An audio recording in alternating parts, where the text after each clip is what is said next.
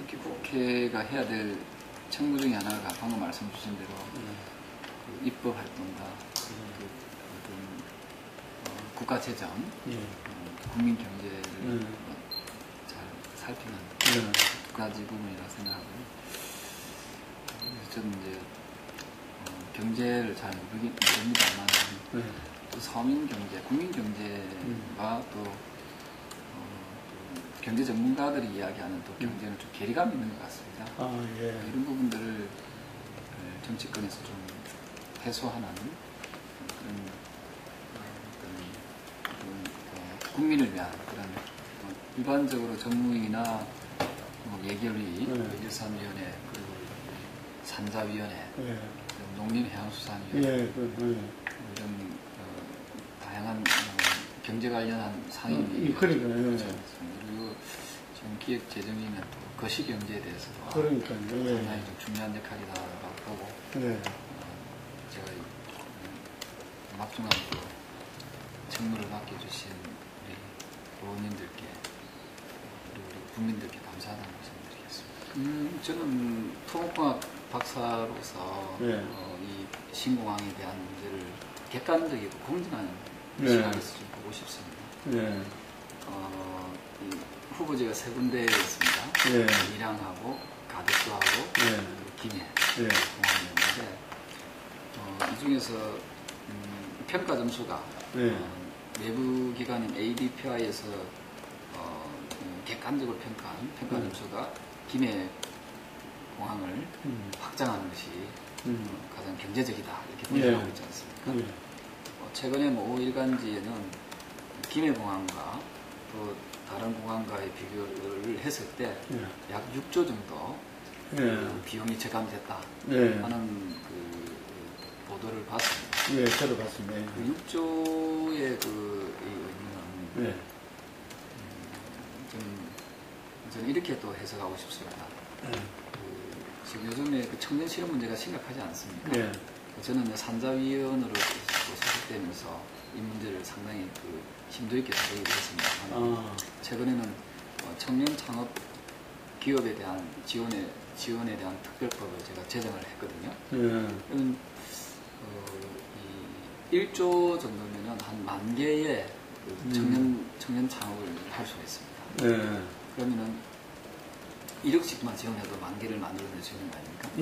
그러면 그래서 6조면은 수십만 개의 그 한 청년이 이 창업을 하게 되면은 최소한 2명, 3명을 고용하게 되거든요. 그렇죠. 그랬을 때 6조의 그 예산이라면은 수십만 개의 일자리를 만들어낼 수 있는 어마어마한 천문학적인 예산입니다. 이러한 예산 본인들이 도전하는 일을 만들어줍니다. 그렇습니다. 그래서 그 엄청난 그 예산을 좀 비용을 절감했다라고 하면은 저는 지금 한국 경제가 매우 어렵다라고 하는데 또 청년 실업 문제가 심각하다라고 하는데 굉장히 중요한 포인트다 이런 거죠. 그게. 그래서 저는 경제적 관점에서도 저는 상당히 높이 점수를 좀 드리고 있습니다. 또 하나가 그 사회적 갈등 비용이 우리나라가 OECD 국가에서 최고 높습니다. 그렇다고. 특히 이 지역 간의 갈등, 빚어지는 그 갈등 비용이 이게 좀 환산하기 어려울 정도로 간접 비용이 많이 들게 됩니다. 그래서 대구, 경북과 부산과의 그 첨예한 지역 간의 그런 갈등 오늘 한석되었으면 지금 밀란이 일어날 정도. 그렇습니다. 최소화시켰다는 측면에서 저는 상당히 좀 긍정적으로 받아들여야 되고 그리고 이왕 정부의 발표대로 김해공항을 또 확장하겠다, 신공항 개념으로 가겠다고 했으니까 저는 그 명칭도 부산국제공항으로 좀 명칭을 더 좀 새롭게 하고 명실상부한 그 명품 국제공항으로 그들은 놔야 된다라고 보고요. 이것이 빠른 시일 내에 그 로드맵을 짜서 국민들께 발표하는 것이 매우 중요하다고 봅니다. 저도 그 현장에 있어서 잘 압니다. 저는 정치권에서 좀 지나치게 정치적 논리로 접근하는 측면도 있다고 보거든요. 그래서 정치라는 것이 이 갈등을 조정하는 역할을 해야 되는데 한국 정치는 아직까지도 보면 이 갈등을 조장함으로써 자기들의 정치적 이득을 취하려고 하는 그런 부분이 없지 않아 있습니다. 그래서 이번에 극심한 그 갈등을 분란을 일으키게 한 부분의 정치인들도 저는 포함되어 있다. 저부터 또 그 부분에 대해서 우리가 조금 더 고민하는 그런 모습을 보여야 된다라는 생각을 하고요. 물론 가덕도에 신공항이 오게 되면 저희 지역이 가장 유리한 그렇죠. 위치에 놓이게 됩니다. 네. 하지만 저는 국가 전체의 이익을 좀 바라봐야 된다. 그런 측면에서 봤을 때 결국은 부산 발전이 대한민국의 발전이다. 라고 보면은 그 가치를 어디에 두는 것이 더 좋은가 좀 더 객관적인 입장에서 보고 있는 것 같아요. 앞서 말씀드렸던 대로 정치인은 특히 책 있는 정치인은 사회 통합을 강조해야 됩니다. 만약에 그러면 그분들이 원하지 않은 미양으로 가서도 수용을 했겠습니까? 항상 그 어떤 그런 갈등의 어떤 문제에는 보면 상대가 있는 거 아니에요. 상대를 고려하지 않으면서 협치를 이야기한다는 것이 어불성설이라고 생각합니다. 말로만 협치를 이야기하고 말로만 포용을 이야기하고 실질적으로는 아주 협소한 정치 또는 그 배타적인 그런 자기 문제에 딱 와닿았을 때 그래버린다는 거죠. 그런 분들은 저는 정치를 해서는 안 된다고 생각합니다. 국민 통합을 이루어내고 가능하면 사회적 갈등을 최소화시키려고 노력하는 분들이 저는 정치의 행위에 앞장서 나가는 것이 바람직하죠. 저는 뭐 시장님의 입장에서는 저는 충분히 그 입장을 이해를 합니다. 합니까? 이해를 하고요. 다만 그 자치단체장으로서의 그런 뭐 광역단체장으로서의 그런 입장 표명은 저는 충분히 할 수 있다고 보고요. 이것을 좀 그 컨트롤을 할 수 있는 조정하고 조절할 수 있는 사람들은 바로 현장에 있는 정치인들이다. 국회의원들이지 않습니까? 그래서 현장에 있는 그 국회의원들은 그런 부분들에 대해서 조금 더 이해하고 또 그분들이 그분들이 가지고 있는 생각들에 대해서 좀 방향을 좀 전환할 수 있도록 좀 노력을 좀 기울이는 것이 필요하지 않을까. 김해공항이라고 했지만 이게 행정구역상 부산입니다. 부산공항을 확장하는 거거든요. 부산공항을 확장하는 거기 때문에 많은 시민들이 환영하는 분위기를 저는 보고 있고요. 저희 지역에서도 상당히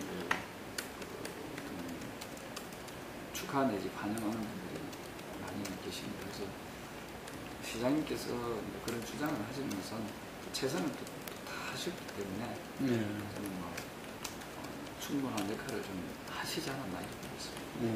이런 부분을 이제 추가적인 부분에 대해서는 이제 국회에서 꼼꼼히 또 따져봐야 됩니다. 말씀 주신 대로 이 누더기 공항이 되지 않고 명품 공항이 되기 위해서 저는 국회가 더욱더 충실하게 임무를 바라다 봐야 되고요. 저 역시도 정부가 발표한 그런 그 김해 신공항에 대해서 어떻게 하면은 제대로 차질 없이 추진될 수 있도록 하느냐에 대해서 고민을 많이 하도록 하겠습니다. 그 부산의 모 일간지에 보면은 제가 총선을 앞두고 그 이제 민주당의 한 관계자가 어떤 표현을 썼는가 하면은 새누리당이 당선되면 한명식으로 조경태는 떨어뜨리겠다는 식의 그런 그 공천에서 뭐 어떤 식이든 총선에서 말입니다. 그 총선에서는 그분들이 그 부산시당의 민주당의 관계자들은 조경태의 당선을 원하지 않았죠. 차라리 새누리당이 당선되면 되지 되더라도 저한테는 당시에는 같은 당이 있을 때도 같은 당이 있었어도 저의 당선을 환영하지 않았습니다. 그런 정당이 제가 남아있을 이유가 없잖아요. 그래서 저는 그동안 의정활동을 하면서 어떤 계파에 소속된 적이 없습니다. 근데 선소리를 많이 했잖아요. 그러니까 오직 국민들만 바라보고 아주 잘못된 그런 그 패권주의에 대해서, 특히 친노 패권주의에 대해서 제가 좀 선소리를 많이 했는데, 그 이유가 정당이라는 것은 궁극적인 목표가 무엇입니까? 정당의 궁극적인 목표가 집권이죠. 있습니다. 집권하기 위해서 저는 선소리를 많이 했습니다. 제 목소리를 수권 정당이 되기 위해서. 귀를 기울여서 국민들과 국민들에게 좀 더 많은 지지, 신뢰를 얻을 수 있는 그런 정당으로 거듭나야 되는데, 과거에 제가 몸담았던 정당은 거기서 좀 많이 벗어나지 않았나 이런 생각을 합니다. 그래서 저는 이제 말을 갈아타서 이제 여당으로 저는 공개했습니다만, 어쨌든 제가 국민을 생각하고 또 민생을 생각하는 마음은 변함이 없기 때문에 또박또박 소신 있게 가보자 합니다. 저는 이 하루빨리 구조조정이 이루어져야 된다 이런 생각이고요. 그리고 또 구조조정으로 인해서 발생하는 또 그 많은 비용에 대해서는 또 결국은 국민들이 부담해야 되는, 그렇죠. 참 어처구니 없는 그런 문제가 발생할 수가 있습니다. 따라서 이번에 구조조정은 과거의 구조조정했던 방식대로 해서는 안 된다고. 이번에 구조조정은 정말 국민들이 공감할 수 있는 수준의 좀 투명하고 또 국민의 그 관점에서 국민들이 동의할 수 있는, 그리고 또 이 구조조정을 통해서 또 국가 경쟁력을 더 키울 수 있는 방향으로의 구조조정이 이루어져야 된다 이런 생각입니다. 조금 구체적으로 말씀하시면. 글쎄요, 지금 이제 이미 그 정부에서 그냥 추경, 구조조정에 필요한 그 예산을 또 확보하기 위해서 또 추경을 또 하겠다는 거 아니겠습니까? 그 추경은 결국은 국민들이 혈세가 또 투입이 돼야 되고, 그리고 또 그 국가의 그 재정 건전성에도 또 영향을 줄 수가 있는 이러한 막대한 출혈이 예상됨에도 불구하고 구조조정을 한다면은 두 번 다시는 그런 부실한 기업들이 나오지 않도록 좀 더 철저한 그 원인 규명을 좀 해야 된다. 원래 법인세율을 낮추게 된, 인하하게 된 그 배경이 있었거든요. 배경 중에 하나는 아마도 그 기업하기 좋은 환경. 그렇죠. 만들어서 투자를 활성화시키겠다. 그게 하나 있고, 또 하나가 지금 그 경제는 글로벌 경제지 않습니까? 그 외국인 투자자들, 외국 기업들이 한국에, 우리나라에 좀 들어오기, 투자할 수 있는 여건을 그 좋게 만들기 위한 그런 게 있고, 또한 또 우리나라 기업이 역으로 그 글로벌 경제이기 때문에 어떤 나라를 갈 수가 있거든요. 그 우리나라 기업들이 또 해외로 빠져나가지 않도록 하는 그런 부분도 있습니다. 그래서 이건 아주 복잡한 구조입니다. 그 과거에 보시면은 김대중 정부 때 보면은 법인 세율이 28%였습니다. 28%를 27%로 김대중 정부 때 1%를 인하를 했습니다. 그리고 노무현 정부 때 27%를 25%로 또 2% 인하를 했습니다. 그때 지금의 야당이죠. 지금의 야당이 그러면 그 집권했을 때 왜 법인 세율을 인하했는지 그 이유가 있을 거 아닙니까? 그리고 이명박 정부 때 25%를 22%로 인하를 했습니다. 그래서 이게 차츰 법인 세율을 인하한 그 배경에는 아까 말씀드렸던 그런 복잡한 그 세계 경제의 흐름과 그 무관하지 않다라고 보고요. 참고로 우리보다도 우리하고 경쟁하는 나라들이 있지 않습니까? 우리나라와 경쟁하는 나라들의 법인 세율이 과연 어느 정도 수준인지도 좀 봐야 되고, 또 우리보다 또 법인 세율이 높은 나라들, 그리고 우리보다 법인 세율이 낮은 나라들의 통계를 좀 봐야 됩니다. 예를 들면은 독일 같은 경우는 법인 세율이 15%거든요. 그리고 스위스 같은 나라는 법인 세율이 8.5%입니다. 그래서 우리보다 훨씬 더 법인 세율이 낮은 나라들도 있습니다. 그리고 또 반면에 우리보다 법인 세율이 더 높은 나라들도 저는 있다고 봅니다. 그래서 이 부분을 높여야 될지 낮춰야 될지 아니면 계속 계속 쭉 그대로 현상 유지하면서 가야 될지에 대해서는 서로가 당이당약이나 뭐 이해관계를 떠나서 이 부분을 좀 더 심도 있게 토론할 필요가 있지 않을까 생각합니다. 어쨌든 저는 여당은 저는 책임 정당의 모습을 갖춰야 된다. 책임 정당의 그 근간은 의원 한 분 한 분이 물론 다 훌륭하십니다만은 의원 한 분 한 분이 그 어떤 자기 중심적인 그런 사고, 자기 뭐 어떤 지역적인 그 자기 지역 중심의 사고 이런 것을 좀 벗어나야 된다. 그래서 좀 더 그 이타적인 마음으로 국민을 바라보고 또 당을 또 생각하는 그런 좀 헌신적인 노력을 좀 해야 되지 않을까 하는 생각이고요. 좀 당이 이제 밖에서 봤을 때는 어쨌든 친박 비박이라는 그런 그 대결 구도 프레임에 좀 갇혀있지 않을까 하는 생각을 하고요. 이런 친박 비박의 어떤 이 틀을 좀 깨는 노력을 좀 더 많이 해야 된다. 그러기 위해서는 좀 자기 그 헌신이 좀 필요한 그 시점이다. 뭐 제가 당이 온 지 얼마 안 되기 때문에 뭐 예단해서 말씀드리기는 좀 곤란합니다만 어쨌든 그 제가 많은 당원들과 시민들을 만나보면은 공천 파동이 가장 큰 원인이다 이렇게 보고 있습니다. 공천 파동이 왜 왔느냐는 거죠. 왜 왔는가를 저 나름대로 분석해 보면은 결국은 좀 겸손하지 못하고 국민들께 좀 오만함을 많이 이제 보여준 대표적인 사례다가 당이 좀 위기 상황이었고 어려운 상황이었다면 아마 좀 그 강도가 좀 약했을 텐데 지나치게 그 야권이 분열된 상태고 이러다 보니까 조금은 오만하지 않았나 이런 생각을 하게 됩니다. 그래서 저는 지금이라도 좀 위기의식을 좀 가지고 좀 그 개파적인 이해관계가 있다면 그 이해관계를 빨리 떨쳐버리는 것이 급선무라고 생각합니다. 저는 많은 분들이 저에게 주문하는 얘기가 있습니다. 새누리당이 체질을 개선해야 된다 하는 얘기를 합니다. 그 기존에 가지고 있었던 그런 생각들을 저는 이제 지워버리고 또